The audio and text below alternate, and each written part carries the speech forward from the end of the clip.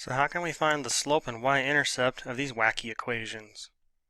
Well, the trick is to put them in slope-intercept form.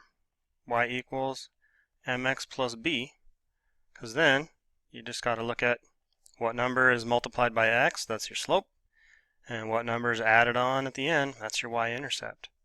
So how do we do that? Well, we just solve the equation for y, just get y by itself. So we start with, on number 38, 3y minus 12x plus 6 equals 0. And then when we're solving equations, we're picking a variable. In this case, we're picking y. That's the variable we want to get by itself. And then we try to undo all the operations like addition and subtraction and multiplication and division that are happening to that variable. Well, it's and you do it in reverse PEMDAS order, right? Parentheses, exponents, multiplication and division, addition and subtraction.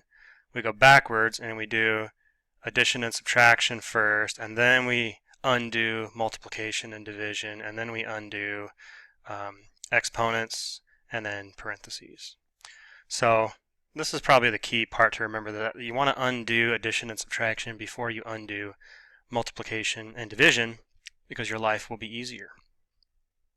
So what's being added or subtracted? We're having a 6 added on to the business going on with our y, and we're having a minus 12x added, or you can think of it as being we're subtracting 12x. So we have to do the opposite of those things. The opposite of subtracting 12x is adding 12x. And I do that once on the left side of the equal sign and once on the right side of the equal sign, so that my equation stays balanced. Because this is like a balance right here, the equal sign is. And right now it's equal, right? This stuff is equal to 0. If I add 12x to the left side, I got to add 12x to the right side so that it stays equal. I'm also, I have added 6 to my y over here, so I'm going to do the opposite of adding 6, and I'm going to subtract 6 from both sides of the equal sign so that it stays balanced. Alright, so 6 minus 6 is 0. Negative 12x plus 12x is 0. So I end up with 3y plus 0, which is just 3y, equals 0 plus 12x minus 6. And that's just going to be 12x minus 6. These aren't like terms, so we can't combine them. And now, what's the only operation left on y? It's being multiplied by 3. And what is the opposite of multiplying by 3? It's dividing by 3. Now, if I'm going to divide the left side of the equation by 3, then I have to divide the right side of the equation by 3. 3 divided by 3 is 1.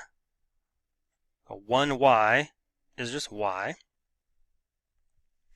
I get y equals, and then 12x divided by 3. See, 12 divided by 3 is 4, so that's going to be 4x. And then negative 6 divided by 3 is negative 2. So I have it in slope-intercept form now. So the slope is 4, and the y-intercept, I got b equals negative 2, so the y-intercept is the point 0, negative 2. So there's the slope and y-intercept of this equation. All right, let's take a look at 39. How are we going to figure this one out? Well, the first thing we're going to need to do is distribute through these parentheses. So the left side stays the same. Y minus 5 equals, now 1/3 times x is 1/3 x, and 1/3 times negative 9, maybe we'll go off to the side here and remember how to multiply fractions.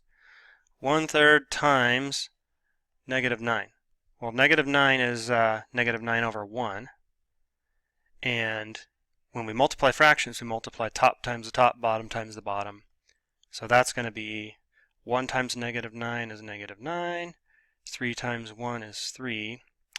And negative 9 divided by 3 is negative 3. Alright, and now, look, what's the only thing I got to do to get y by itself?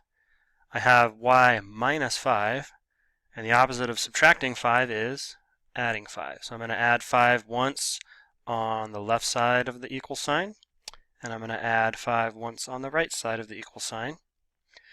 And negative 5 plus 5 is 0, and y plus 0 is y. And then the plus 5 is only going to interact with the negative 3 because those are the only like terms. So the 1/3 x stays the same. And then I have minus 3 plus 5, 3 negatives and 5 positives. These 3 negatives are going to cancel out 3 of those positives, and we'll have 2 positives left over. Another way to think about it is 5 minus 3 is 2. So my slope is 1/3, and my y-intercept is 0, 2. So remember, b is this number in the equation, but the y-intercept is actually a point on a graph where you go over 0 and then up or down b.